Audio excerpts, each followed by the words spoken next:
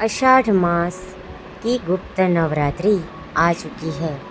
तो इस दौरान हम 12 राशियों की किस्मत जो बदल रही है और जो उनको लाभ मिलेगा, और कुछ कुछ सावधानियां बरतनी पड़ेगी, उपाय करने पड़ेंगे, तो इसके बारे में हम इस वीडियो में भी बात करेंगे। तो अगले वीडियो में हमने बात करी थी गुप्त नवरात्र के साथ साथ अग्नि तत्व की राशियां और उनके उपाय के बारे में। तो अब हम आगे की और कुछ राशि के बारे में, यानी कि पृथ्वी तत्व की राशियों के बारे में बात करेंगे। तो आषाढ़ गुप्त नवरात्र 15 जुलाई से शुरू हो चुकी है, जिसका सभी राशियों पर गहरा प्रभाव पड़ेगा। ये समय आत्मनिरीक्षण और ऊर्जा संतुलन का है। तो इस दौरान कुछ राशियों को लाभ हो सकता है और कुछ को सतर्क रहने की ज़रूरत है।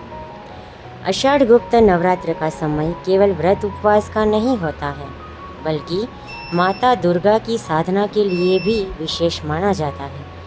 इस दौरान माँ की गुप्त आराधना की जाती है और इस पूरी अवधि में सूर्य, चंद्रमा और अन्य प्रमुख ग्रहों का गोचर 10 महाविद्याओं की गुप्त ऊर्जा से प्रभावित होता है, जिसका सीधा असर सभी 12 राशियों पर पड़ता है।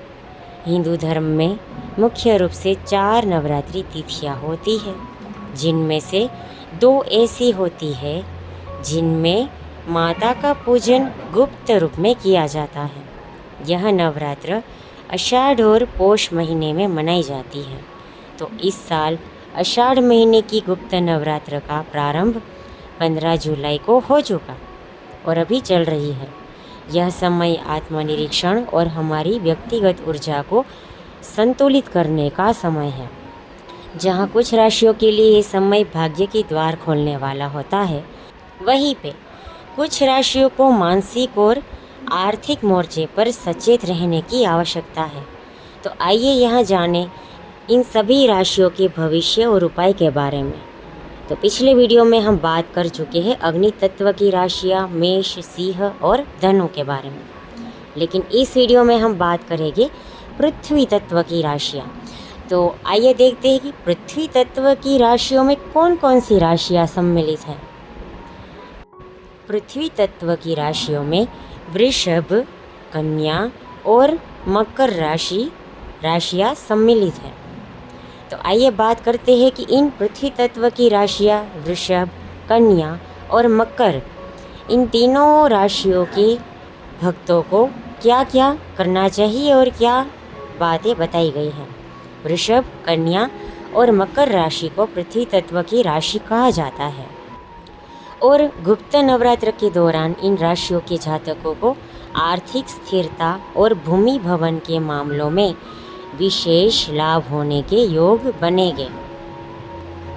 तो ये तो हो गई महत्व और लाभ की बात। अब बात करते हैं कि सरल उपाय की।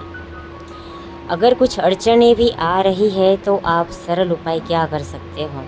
मानसिक शांति बनाए रखने के लिए इन राशियों को, मतलब कि वृषभ, कन्या और मकर राशियों को माँ भुवनेश्वरी या माँ त्रिपुरा सुंदरी की आराधना करनी चाहिए।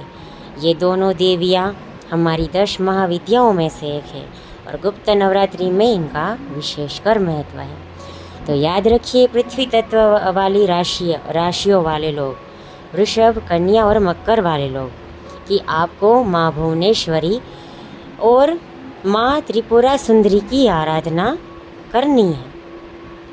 जय माता जी।